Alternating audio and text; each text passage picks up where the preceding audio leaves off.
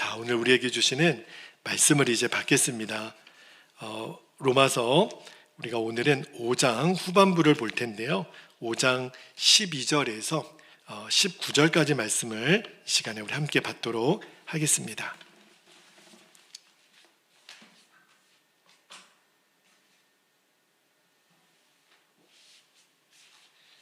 자, 12절부터 우리 한 절씩 말씀을 교독하여 읽겠습니다. 12절입니다. 그러므로 한 사람으로 말미암아 죄가 세상에 들어오고 죄로 말미암아 사망이 들어왔나니 이와 같이 모든 사람이 죄를 지었으므로 사망이 모든 사람에게 이르렀느니라. 죄가 율법이 있기 전에도 세상에 있었으나 율법이 없었을 때에는 죄를 죄로 여기지 아니하였느니라. 14절. 그러나 아담으로부터 모세까지 아담의 범죄와 같은 죄를 짓지 아니한 자들까지도 사망이 왕노릇 하였나니 아담은 오실 자의 모형이라. 그러나 이 은사는 그 범죄와 같지 아니하니 곧 한 사람의 범죄를 인하여 많은 사람이 죽었은즉 더욱 하나님의 은혜와 또한 한 사람 예수 그리스도의 은혜로 말미암은 선물은 많은 사람에게 넘쳤느니라. 또 이 선물은 범죄한 한 사람으로 말미암은 것과 같지 아니하니 심판은 한 사람으로 말미암아 정죄에 이르렀으나 은사는 많은 범죄로 말미암아 의롭다 하심의 이름이니라. 한 사람의 범죄로 말미암아 사망이 그 한 사람을 통하여 왕노릇 하였은즉 더욱 은혜와 의의 선물을 넘치게 받는 자들은 한 분 예수 그리스도를 통하여 생명 안에서 왕노릇 하리로다. 그런즉 한 범죄로 많은 사람이 정죄에 이른 것 같이 한 의로운 행위로 말미암아 많은 사람이 의롭다 하심을 받아 생명에 이르렀느니라. 한 사람이 순종하지 아니함으로 많은 사람이 죄인 된 것 같이 한 사람이 순종하심으로 많은 사람이 의인이 되리라. 아멘. 하나님 말씀입니다. 오늘 우리가 고난주간 한복판에 있기도 하고요. 이제 로마서 강의 9번째 말씀, 이제 로마서 5장 후반부 말씀인데요. 이미 말씀을 읽으면서도 여러분, 오늘 어떤 주제로 목사님 말씀하시겠다 느껴지시는 게 있을 거예요. 오늘 설교의 주제는 이 원죄에 대한 말씀을 나누려고 합니다. 원죄는 이 기독교 교리 중에 굉장히 중요한 교리이면서도 참 이해하기가 어려운 교리이죠. 한마디로 말하면 아담의 죄가 내 죄가 된다라는 거예요. 언뜻 보면 좀 이해가 안 돼요. 내가 지은 죄도 아닌데 왜 아담 그분이 지은 죄가 왜 내 죄가 되냔 말이에요. 좀 억울한 느낌도 있잖아요. 내가 지은 죄가 아닌데.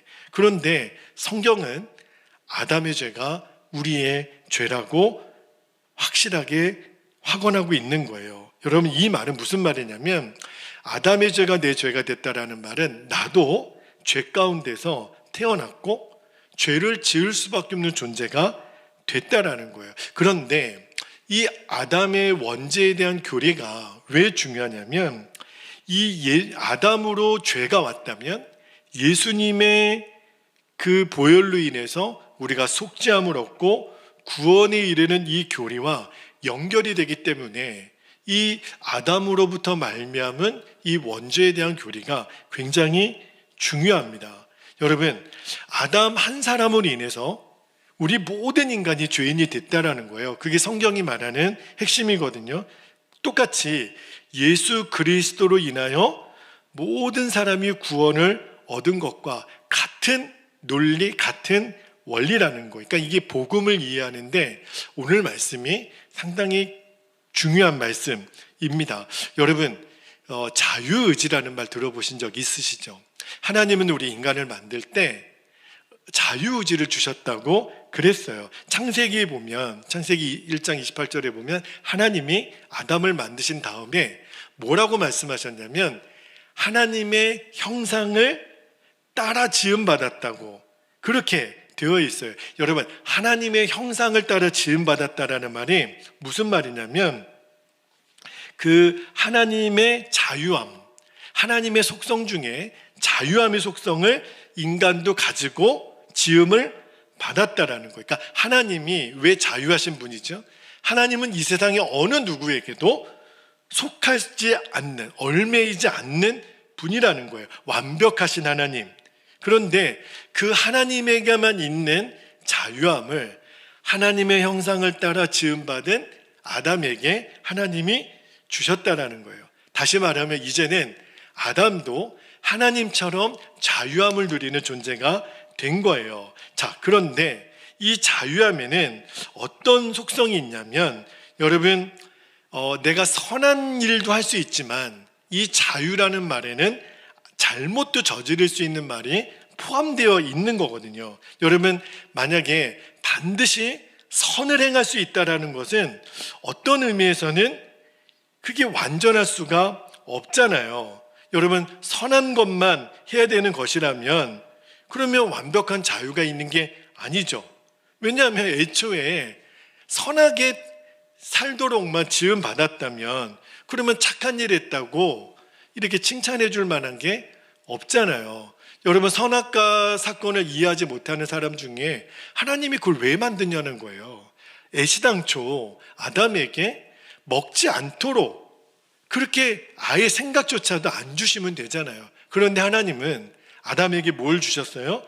자유의지를 주신 거예요. 그러니까 악을 행할 수도 있는 그 선택의 권한을 하나님은 인간에게 주셨다라는 거예요. 자, 그러니까 하나님에게는 이 완전한 자유함이 있는데 그 속성이 있잖아요. 그 속성을 아담에게도 주신 것, 이게 이제 자유의지의 핵심인데, 근데 이 자유의지 때문에 하나님과 아담 사이에, 하나님과 우리 사이에 사랑의 교제가 가능한 거예요. 여러분, 우리가요, 어떤 물체, 생명이 없는 물체하고는요, 사랑의 교감을 이룰 수가 없습니다. 그죠? 그러나 우리가 어떤 생명과 사랑의 교감을 나눌 수 있는 것은 그가 가지고 있는 자유의지로, 그러니까 나를 사랑할 수도 있고 사랑하지 않을 수도 있는데 사랑하도록 선택하는 거, 그게 자유의지의 핵심이거든요. 그러니까 아담이요, 본래 처음 지음 받았을 때는 죄 지을 가능성을 가지고 있었어요. 그러나 아직 죄를 지은 거는 아니니까 가능성만 짓고 있었거든요. 그런데 하나님이 그러한 죄 지을 가능성을 가지고 있는 아담에게 경고하셨어요. 뭘 경고하셨냐면 절대로 선악과를 따먹지 말라. 하나님이 한두 번 경고한 게 아니에요. 너가 만약에 선악과를 먹으면 어떻게 된다 그랬죠? 정령 죽으리라. 분명히 경고하셨어요. 많은 사람들이 그러면 아예 따먹을 생각조차도 못하게 선악과를 안 만드셨으면 좋지 않았을까, 그렇게 생각하는 분들이 있어요. 여러분도 아마 한 번쯤은 그게 궁금하셨을 거예요. 하나님 왜 선악과를 만드신 거죠? 그게 바로 아담, 다시 말하면 인간의 한계를 정하신 거예요. 선악과는 뭘 말하는 거냐면, 아담, 너는 하나님이 아니야. 내가 너에게 자유의지를 줬지만 너는 결코 하나님이 될 수가 없어. 아담은 죄의 가능성을 가지고 있었죠. 그런데 이 아담이 실제로 죄를 짓게 됩니다. 하나님이 먹으면 정령 죽으리라고 하는 선악과를 먹죠. 그죠? 여러분, 요즘 세상에서 아담이 지은 죄를 만약에 요즘 법정에서 판결을 내리면 무슨 죄에 해당될까요? 뭐 남의 거를 훔친 절도? 그죠? 그 정도? 그러니까 많은 분들이 아담이 선악과를 한번 먹은 게 그렇게 죽을 죄인가? 그것도 또 이해가 안 된다라고 하는 분들이 있어요. 그런데 여러분, 아담이 선악과를 따먹은 죄가 실은 무슨 죄죠? 하나님에 대한 반역죄예요.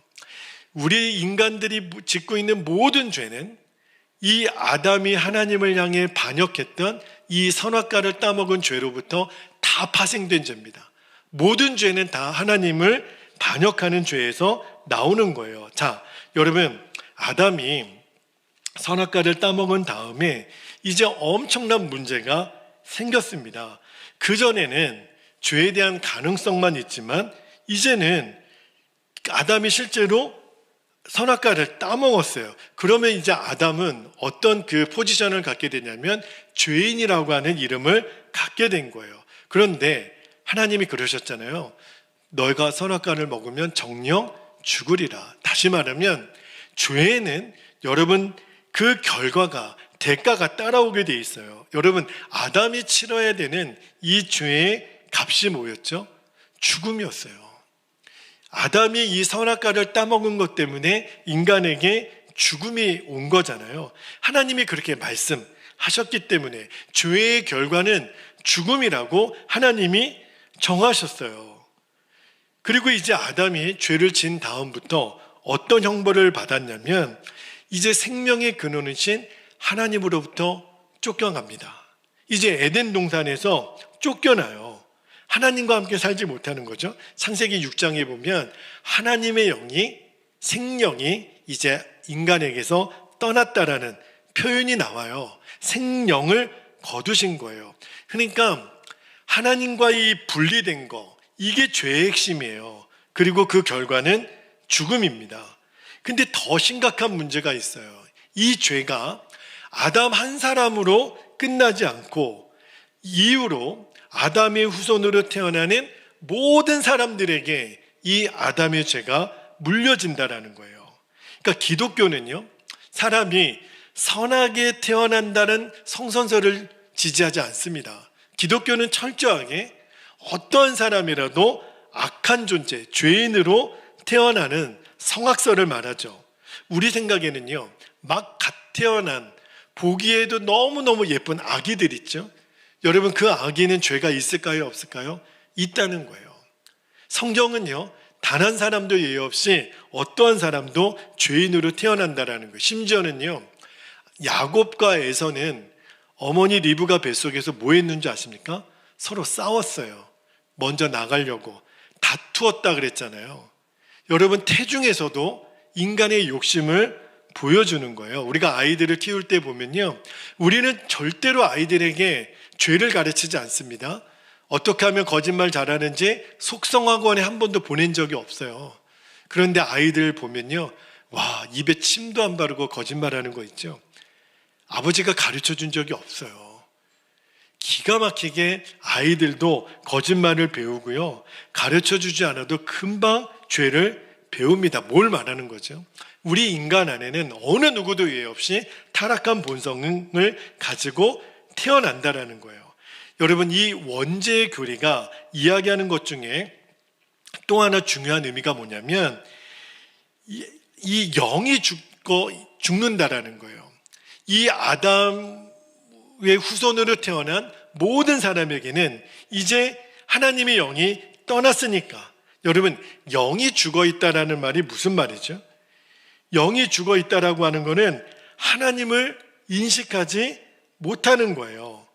우리는요, 그리스도 안에서 우리가 안에 있기 때문에 하나님을 알잖아요. 그러나 예수 그리스도를 믿지 않는, 예수 그리스도의 안에 있지 않은 세상 사람들은요, 하나님의 살아계심을 인정하지 않아요. 왜 그런 줄 아세요? 그들의 영이 죽어있기 때문에 그래요. 자, 에베소서 2장 1절 말씀을 한번 볼까요? 에베소서 2장 1절에 보면 그는, 예수님이죠, 허물과 죄로 죽었던, 그렇게 돼 있어요. 너희를 살리셨도다. 영이 죽은 거예요. 영적으로 죽어있는 우리 인간을 예수님이 십자가에서 살리셨다라는 거예요. 여러분, 제가 원죄에 대한 교리를 여러분에게 말씀을 드렸는데 쉽지는 않지만, 그런데 이 원죄의 교리를 통해서 우리가 정말 깨달아야 되는 게 뭐냐면 내 존재 자체가 죄인이라는 거예요. 나 곧 죄, 죄 곧 나라는 거예요. 이게 이 원죄가 가르쳐주는 핵심입니다. 왜 이것이 중요하냐면 이 원죄에 대한 교리를 인정하지 못하면 우리는 예수님을 붙들 수가 없어요. 왜요? 내가 죄인이라고 인정하지 않는데요. 내가 죄인이 아닌데 내 죄를 사해주는 예수님을 붙들 이유가 없잖아요. 우리는 본질적으로 이 죄의 본성을 가지고 있는 존재라는 것을 내가 인정해야만 예수님의 십자가가 필요한 거예요. 여러분, 이전에도 말씀을 여러 번 드렸지만 우리가 가지고 있는 죄에 대한 인식 중에 하나가, 우리는 죄를 많이 진 사람은 큰 죄인, 그리고 죄를 적게 진 사람은 작은 죄인이라고 하는 인식이 있어요. 그러나 성경은 그렇게 말하지 않아요. 얼마나 많은 죄를 졌느냐가 성경의 핵심이 아니에요. 성경은 그 사람 안에 죄가 있느냐 없느냐, 그거 하나를 지금 말씀하는 거예요. 여러분, 한 가지 제가 예를 하나 들어보면, 여러분 요즘도 농촌에 그 조류 인플루엔자 있죠. 어떤 동물에게 그 조류 인플루엔자가 발견이 되면 여러분 그 반경 3km인가요? 5km인가요? 그 안에 있는 모든 동물들은 다 죽입니다. 한 마리에게 발견된 거예요, 그 인플루엔자가. 그런데 그게 확산이 되면 안 되니까 그 인근에 있는 수천 수만 마리의 짐승을 다 죽여야 돼요. 이게 바로 죄의 대표성이거든요. 여러분, 성경은 죄가 많으냐 적으냐 그게 관심이 아니에요. 내 안에 죄가 있느냐. 여러분, 이 말은요, 뭘 말하는 거냐면, 우리는 죄인으로 태어났다 그랬잖아요. 우리는 다 시한폭탄을 갖고 사는 사람들과 똑같아요. 우리도요, 어떠한 죄를 지을 환경과 여건만 만들어지면 죄를 지을 가능성이 얼마든지 있다라는 거예요. 여러분, 그걸 기억하셔야 돼요. 그러니까 이 모든 인류가 아담의 후손이잖아요. 아담 한 사람 선악과를 떠먹은 그 죄 때문에 우리가 다 죄를 지은 본성을 가지고 태어났다. 이것이 오늘 로마서 5장 말씀이 우리에게 전해주고 있는 핵심이에요. 여러분, 우리가 타락한 본성을 가지고 태어났다라고 하는 또 하나의 대표적인 증거가 뭐죠? 나도 죄인이면서, 나도 얼마든지 죄 지을 죄성을 가지고 있으면서도 우리는 남이 저지른 죄에 대해서 얼마나 예민한지 몰라요. 나도 똑같은 죄인이면서 정말 뭐 묻은 개가 뭐 묻은 개 나무란다고. 여러분, 우리가 왜 죄를 짓는지를 이제 알아야 됩니다. 여러분, 죄가 나쁜 거를 모르는 사람이 어디 있어요? 그런데 왜 우리가 똑같은 죄를 또 짓는 줄 아십니까? 우리들 안에 죄를 사랑하는 마음이 여전히 있는 거예요. 죄가 악하다라는 것을 알면서도 이거를 끊어버리고 싶은 마음이 우리 안에, 이거 끊어버리면 무슨 재미로 살아, 이거 끊어버리면 무슨 낙으로 살아, 마귀가 우리를 계속 속이고 있는 거예요. 여러분, 이 죄 짓는 가능성만 생각해 보면 우리가 이제 얼마나 무서운 사람들이라는 것을 알아야 됩니다. 얼마든지 죄 지을 가능성이 우리에게 있다는 거예요. 그런데 이 말씀만 드리고 나면 우리는 절망이죠.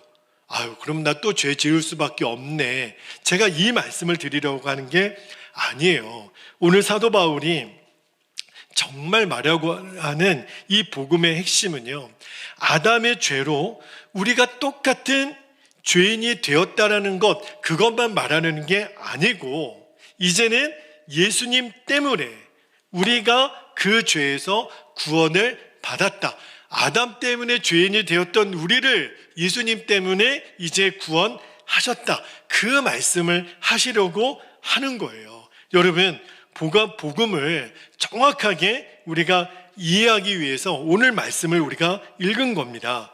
그러니까 아담이 죄를 지음으로 모든 사람이 죄를 짓고 그래서 죽음이 왔다면, 이제는 예수님 때문에 모든 사람에게 다시 생명의 역사를 주신다는 거예요. 하나님이 원래 처음 만드셨던 창조의 원형을 예수님의 보혈로 인하여 회복을 하시겠다라는 거예요. 어떻게 그 일이 가능할까?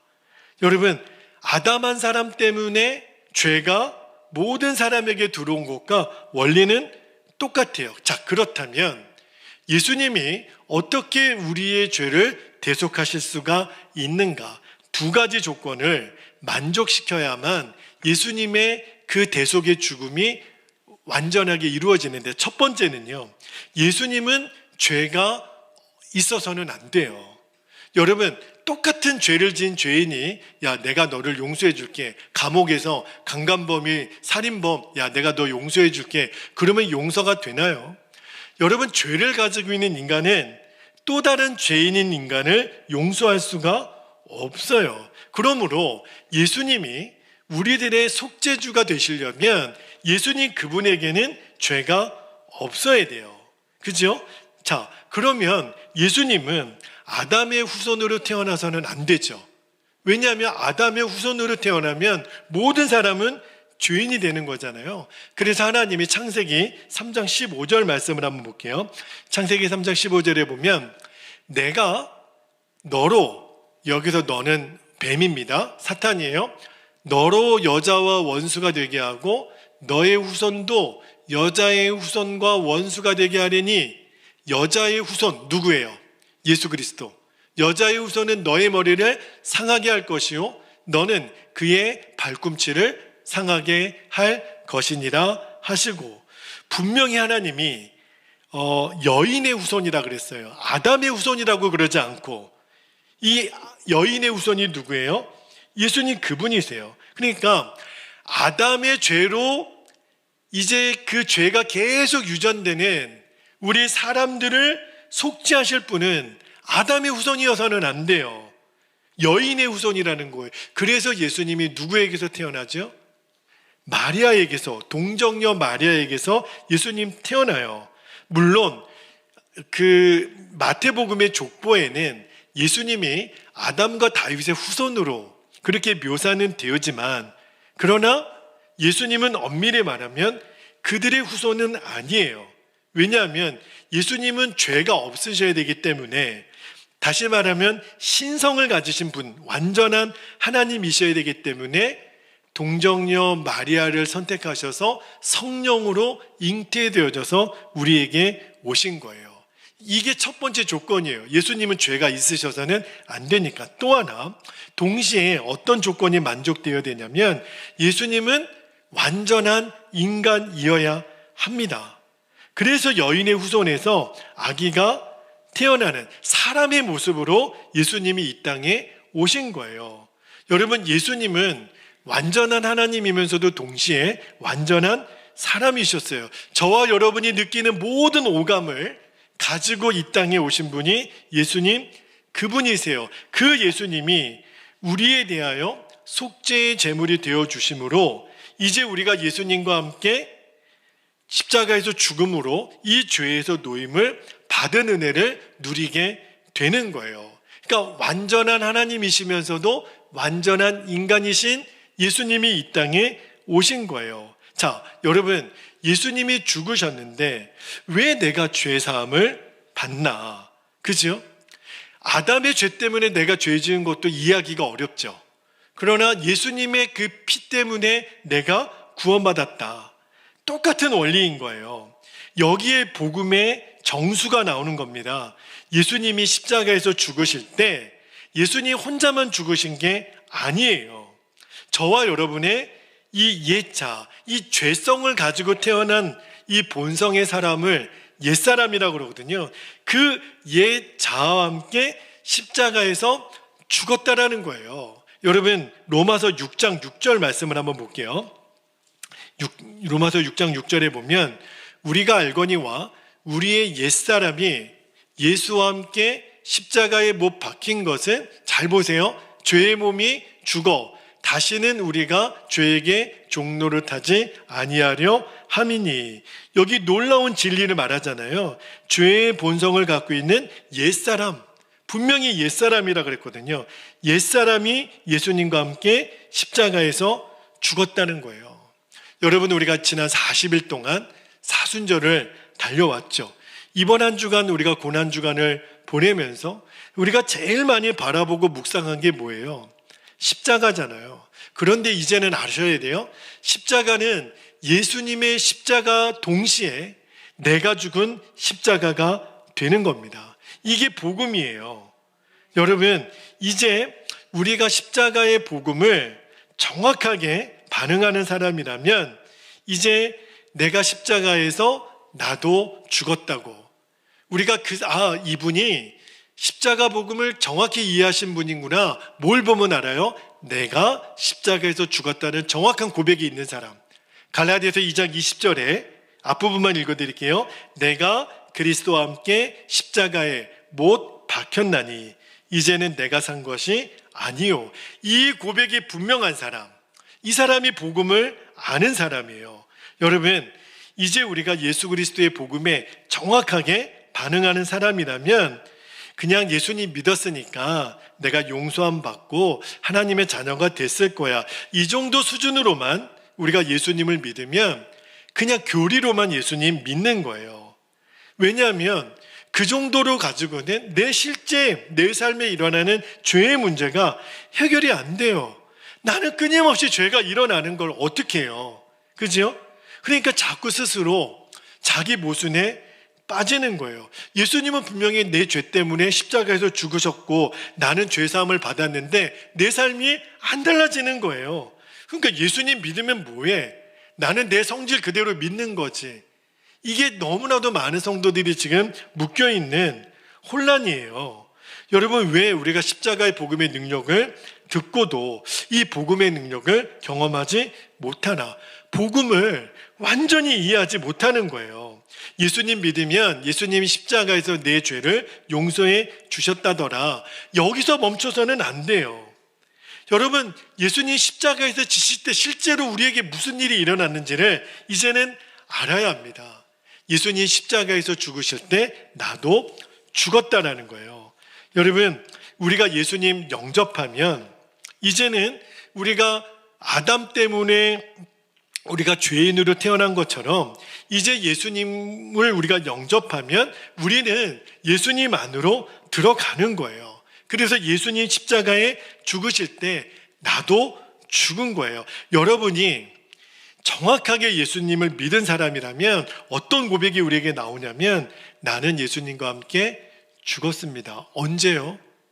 실제로 예수님이 죽으신 거는 2000년 전이지만 내가 그 나를 위해 죽으신 예수님, 그분을 내가 내 마음속에 영접할 때 나도 예수님과 함께 죽은 거예요. 이 믿음이 분명한 사람에게 우리가 베푸는 게 바로 세례입니다.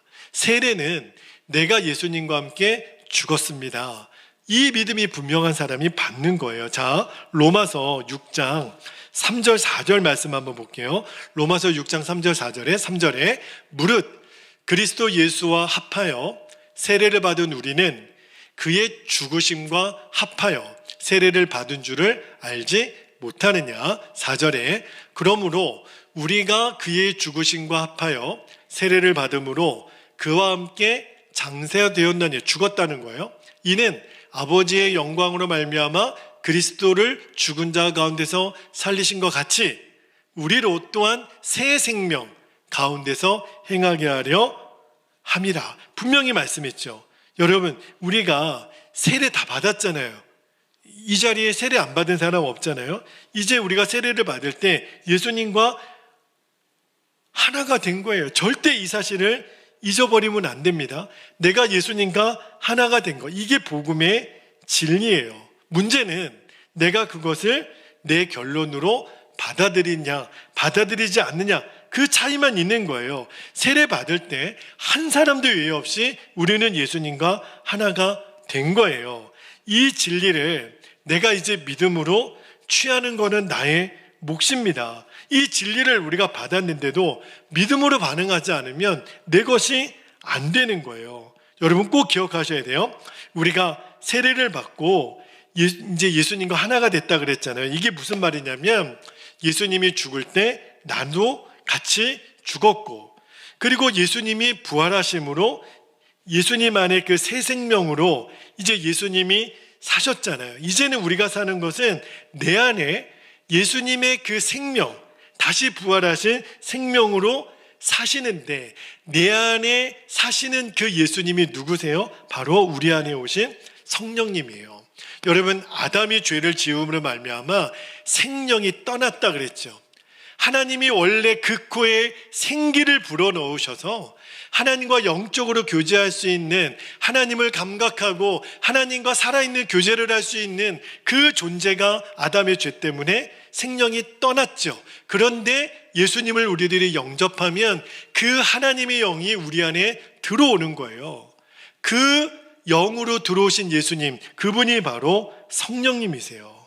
꼭 기억하셔야 돼요. 하나님과의 관계를 회복시켜 주신 그 놀라운 복음, 여러분, 우리 안에 오신 성령님이 우리가 예수님과 함께 죽고 부활하신 예수님의 새 생명이 우리 안에 있다라는 증거로 성령님이 오신 거예요. 여러분, 이 복음을 우리가 정확하게 알 때 우리들의 인생이 뒤집어지는 역사가 나타납니다. 그 일을 위해서 우리 성령님이 오신 거예요. 제가 새벽에도 말씀드린 것처럼 우리는 끊임없이 죄만 생각하고 이 죄 때문에 얼마나 우리가 좌절했습니까?